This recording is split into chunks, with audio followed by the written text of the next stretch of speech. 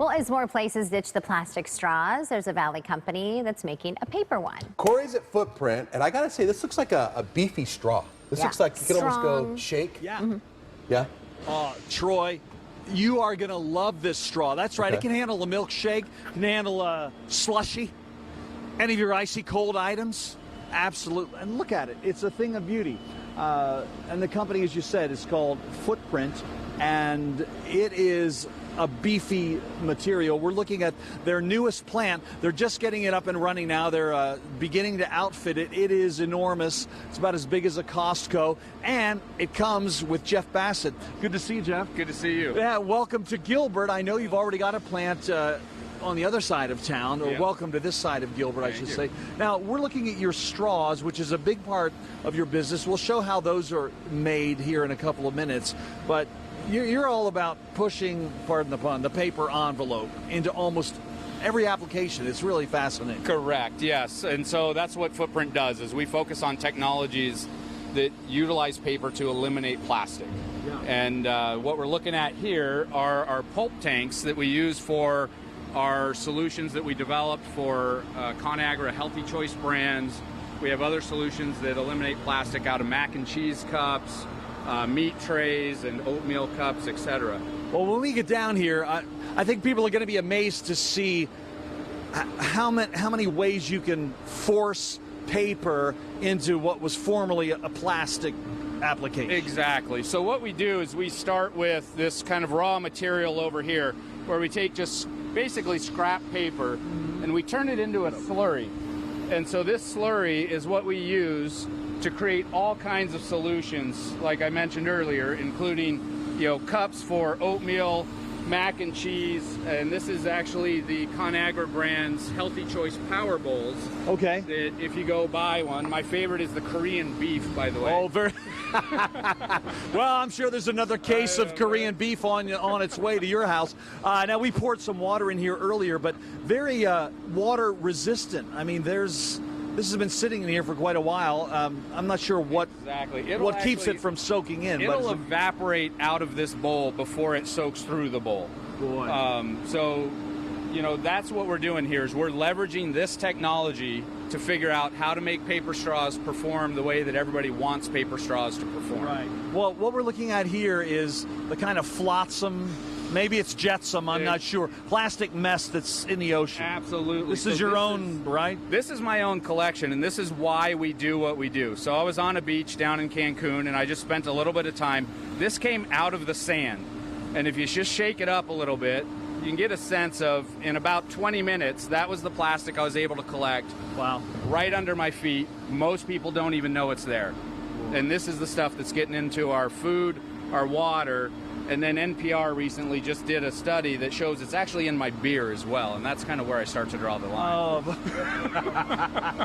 I got you. Well, again, Troy and Celeste, this is fascinating. This is paper, and this is about as hard as a rock. It's very, very impressive. Next time we get together, though, we're going to find out how you manufacture. And these are just test straws, so I'm allowed to jam my hand down in there. But yeah, I don't want to use any of those millions now. and millions.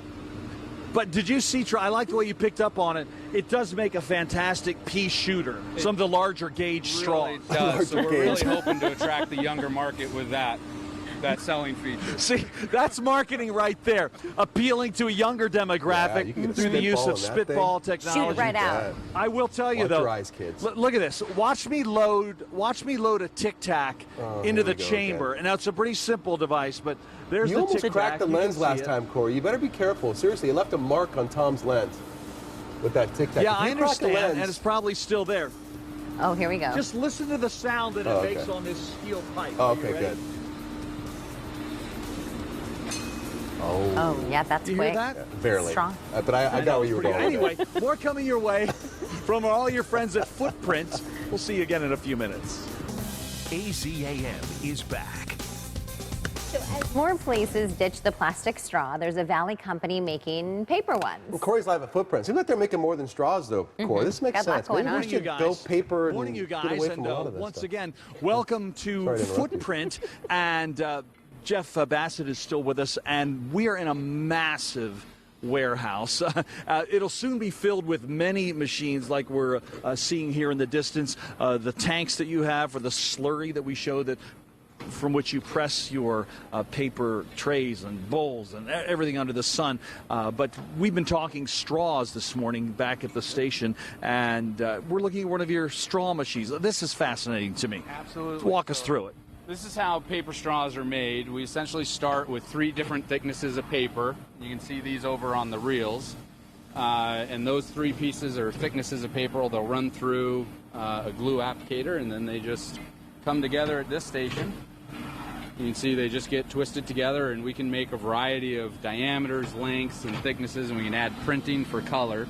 And then they just come through this station here that chops them and cuts them to the specified length. Now, when I was a kid and I was having, a soda with my dad at Troutman's restaurant back in Millersburg, Pennsylvania, we got paper straws then.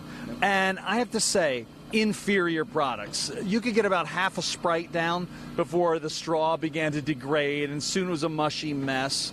How do you keep these things so intact? They're really impressive. Well, so that's part of our this line here is allowing us to refine and develop the performance of these, and the idea really is to get it to perform the way that people want.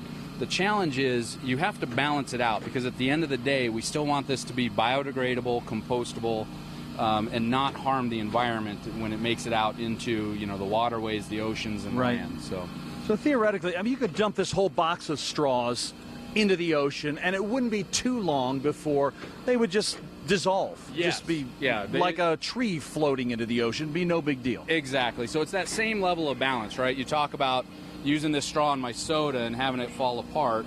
And what we're doing is we're making it so it won't fall apart in your soda, but when it gets out into the environment, it'll go ahead and give it a couple days, and this thing will start to disintegrate. Gotcha. Well, I assume you guys have a website. We do, footprintus.com.